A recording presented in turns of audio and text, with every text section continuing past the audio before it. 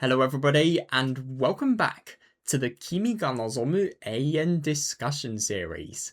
Today is the final part. We're going to be discussing the Kimi Nozo chapter 1 and we're going to be doing it in the order I read everything in. So we're going to do Haruka and then Homura and then Mitsuki and then Akane.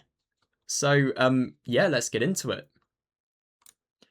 So this is kind of a different it's like chapter 1, but there are additional choices, additional routes, and just in general, the story can progress in different ways rather than just having one fixed outcome, which is what the original chapter 1 has, if you get what I mean.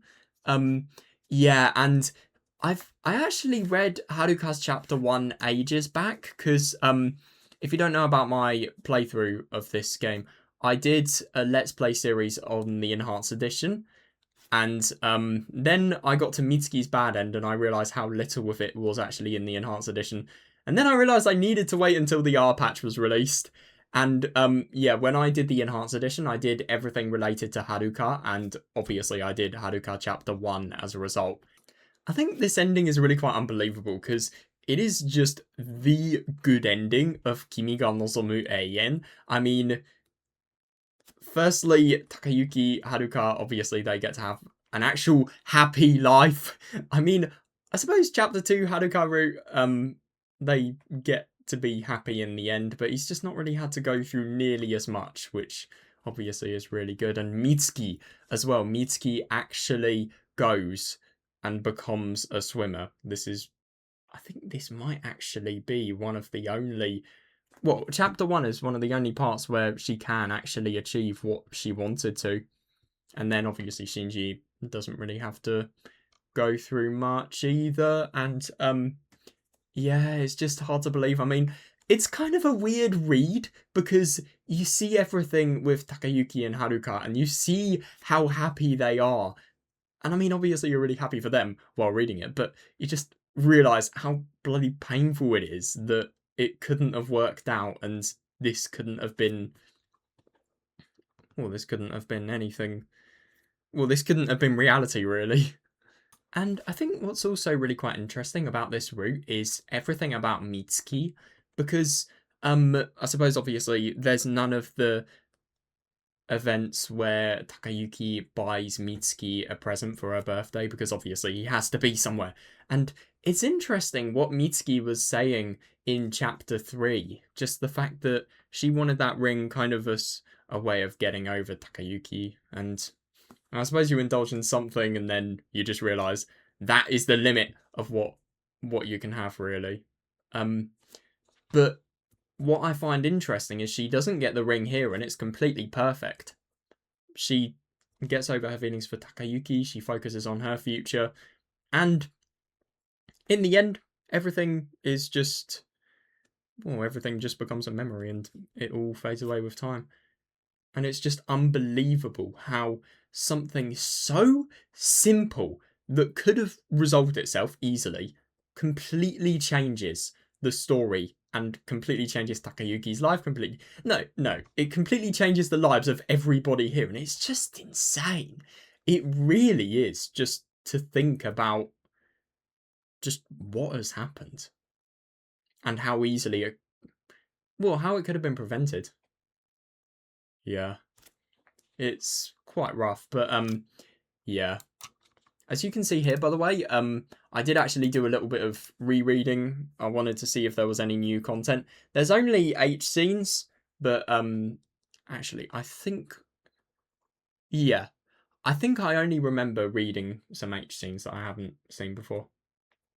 But yeah.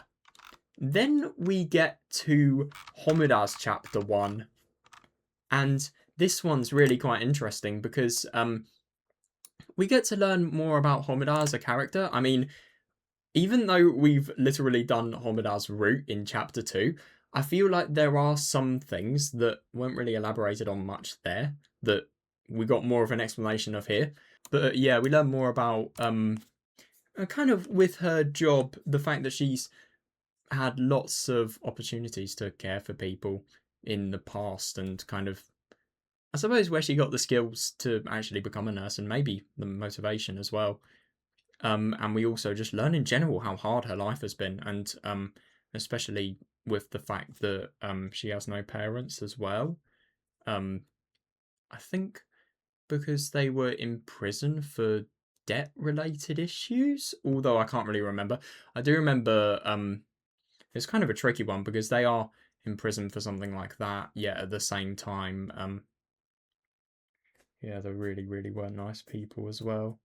Very, very tricky situation all round. And yeah, it's just sweet how Homura kind of, as a result of that, really connects with Takayuki, and she has no friends. Poor her. I mean, she's just not really somebody who people have been able to fit in, and Takayuki can finally be that one person. It is always a bit weird to me to think about all of the times Homura has just been obsessed by this. I mean, when I say that, I mean looking at Takayuki when when he's in the area around the confession tree and just not even just basically stalking him. I mean, I suppose it shows how difficult of a life she's had if you latch onto something so much that you're willing to do something like that. But yeah, I do feel really quite bad for Homura. But yeah, I think this was a really nice just send off to her character really. And some other interesting things are when they start getting really close. It's just a week passes where Homura has been deliberately avoiding Takayuki even though he has done nothing. And this is despite her having literally kissed Takayuki when he was asleep and when he was in the medical room. I think it was so funny that he was using the medical room as an excuse to cut classes. But yeah, it's just that happens, and then obviously the ridiculous scene where Takayuki breaks his fucking ankle, and then Homura coming to care for Takayuki. What I find really interesting, it feels like the ridiculously messed up Homura bad ending in a way, because Takayuki is just completely under the mercy of Homura's care. And it's just interesting how similar it was, but at the same time how more human it was, let's just say. And yeah, it was interesting, all of the stuff about Takayuki just making Homura's life so much more difficult as well. And yeah, just how it progresses really. I think this is probably I don't know. It's definitely one of my favorites in terms of the chapter ones, and yeah, I know this is not the most appropriate, but when Homura has sex with Takayuki for her first time, yeah, is it me or that H scene is just a bit unrealistic? What I'm trying to say is she does so many things that are so disgusting, even though she's never done it before. Anyway, that's just my genuine thought. Now we get to Mitsuki's chapter 1. Cursed image. The photo bit different.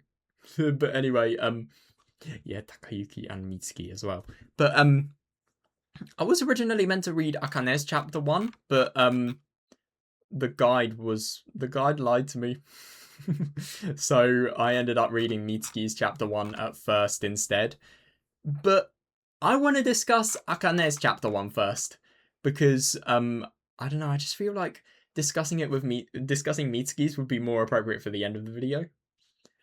Anyway, Akane's chapter 1 is a really quite unusual read, because I always just had that question that I have had before going into quite a few of the Kimi ga Nozomu Eien routes. Like, I don't know, for example, Daikuji, Hotaru, people like that. And Mayu as well. And Akane in chapter 2, ironically. But yeah, the question was just how the hell could these people get into a relationship? I mean, think about Akane. Firstly, her sister. Secondly, her age, which I don't actually remember being commented on in the chapter, which is a bit weird, but oh well. also the fact that she is just a headache to be around. She's just really, really playful. I mean, if you guys remember the scene where they went to the festival, Takayuki was completely stripped dry of any cash. And also, yeah, she's just sometimes quite hard work to be around. She's not a bad person at all. It's just, yeah, that's kind of why I thought that. But it honestly was an outcome that I never expected. So ultimately, we reject Haruka's confession, and we can either go to Mitsuki's route or Akane's route. And yeah, we go to Akane's route by offering our incredibly weird consultation services. And the only problem is you are telling somebody. So let me just tell you how funny this all is, how weird it all is. So ultimately, Haruka wants Takayuki and Mitsuki to have a relationship, but Akane thinks that Haruka's really quite upset from. Well, I mean, of course she would be, from Takayuki not accepting the confession. So, even though she's upset, she's willing to move on and encourage Takayuki to have what's best for him in the future. But Akane doesn't realize that, so obviously Akane then just tells Takayuki about advice and everything, about how to make her relationship better and how to fix everything. Yeah, then Takayuki gives the advice, even though he is giving advice about the issue he is in without knowing it. I mean, the irony in this chapter is amazing. Could you imagine showing this to somebody who... No, I don't know where I was going with that. But yeah, it's hilarious. And obviously when we actually discover everything that went on with Haruka as well, it really is quite nuts. But yeah, I think they could have done a little bit more with this chapter. I don't know. I just feel like I feel like their relationship could have been explored just that little bit more before it actually turned to romance. And yeah, I just feel like in the end as well, when we see how Akane's getting on in the future, where she's doing this immense rivalry with Mitsuki, and whoever wins the match actually gets to go to the Olympics. I mean, we didn't even get the outcome of that. Like, why would you not give us the outcome and who wins? I don't know. I just really didn't like that. But overall, I did think it was really quite fun just to see how Takayuki could possibly get into a relationship with Akane from the beginning. I mean, it's just such a ridiculous thought. But yeah, now let's talk about, if you ask me, kind of the definitive finale of Kimi ga Nozomu Eien. In other words, Mitsuki's chapter 1. So this whole chapter begins when we reject Haruka, and ultimately Takayuki, I suppose in the original chapter 1, he's kind of indecisive, really. He accepts Haruka's confession without really making a decision himself. He just feels obliged to accept it because he doesn't want to hurt her. He doesn't really feel like he's actually in the mood, in the swing of it. But I suppose he's more decisive here, and then that causes him to say no.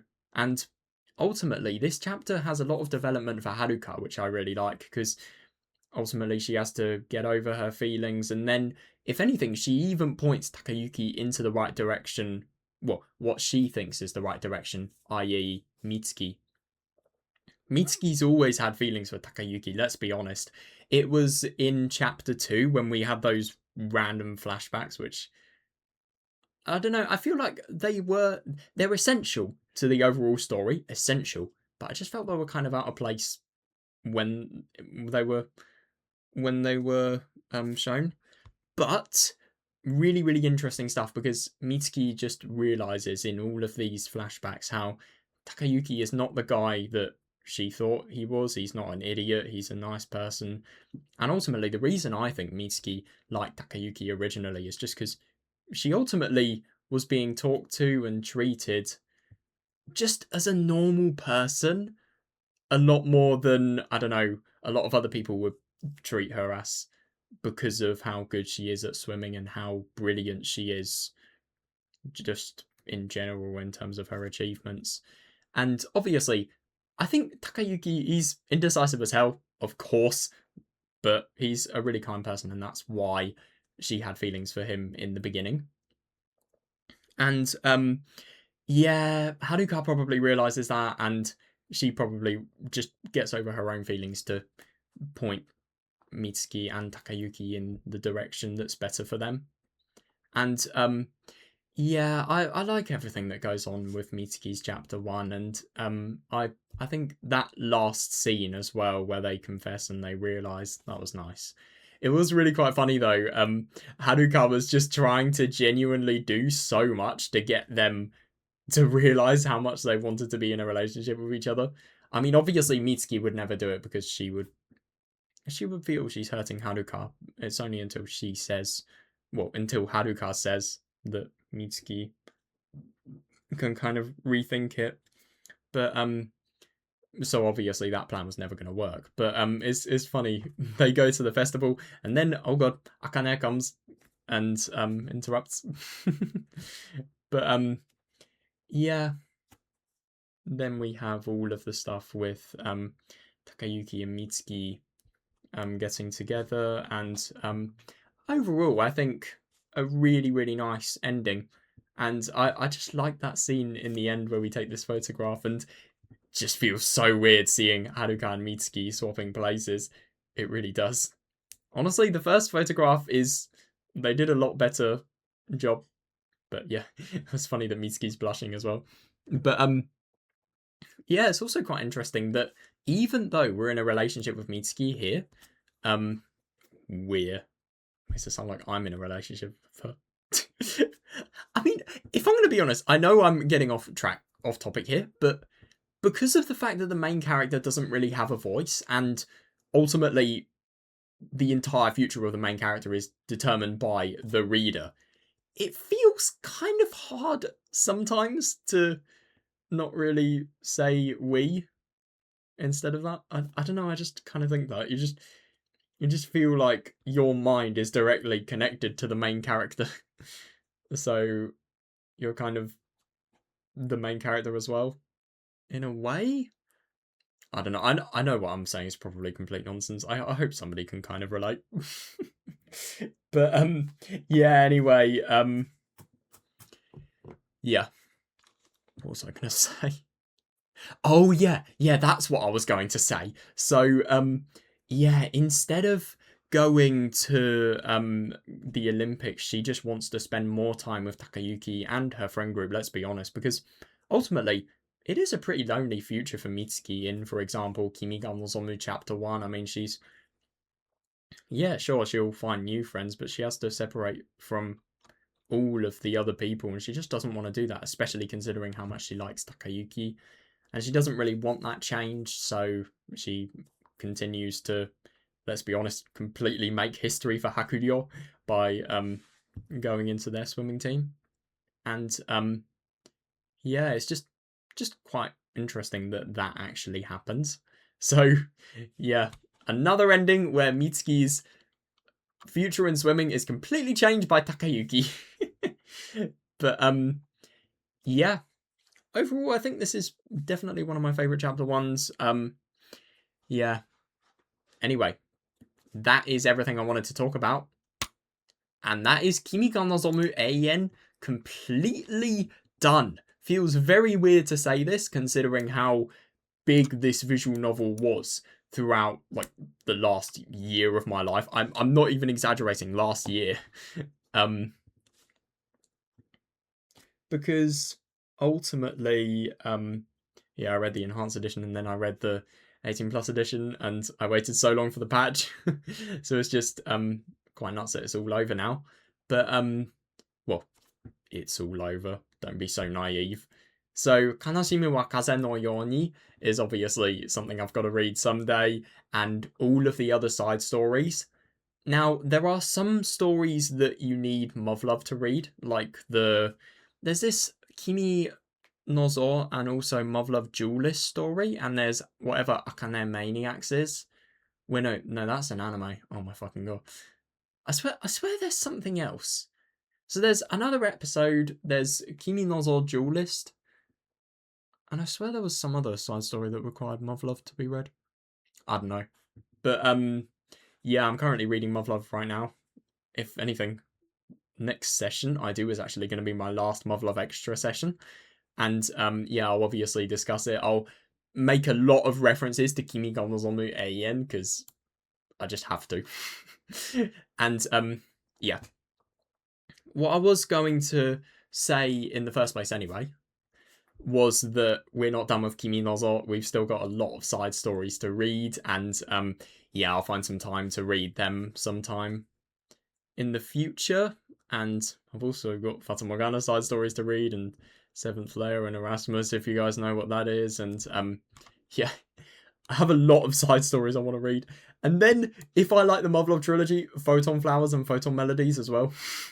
Like, it never ends. Soon I'm going to be reading more side stories than actual stories.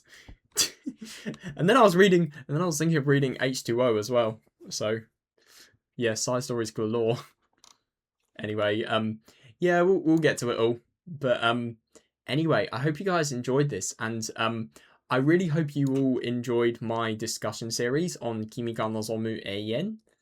I've been finding it kind of hard to find the time to actually fit in making these videos, but from now on what I'm going to try and do is just make a discussion video the second I finish the story, just because it's more fun that way, and the story's more fresh in your mind. Like, if I'm going to be honest, I had to recap on a lot of the events for this chapter here, for the chapter 1 for this video, but yeah, got there in the end.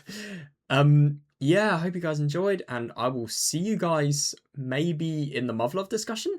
I don't know. See you then, if I do see you, or in any other video. Anyway, I'm going now. Bye.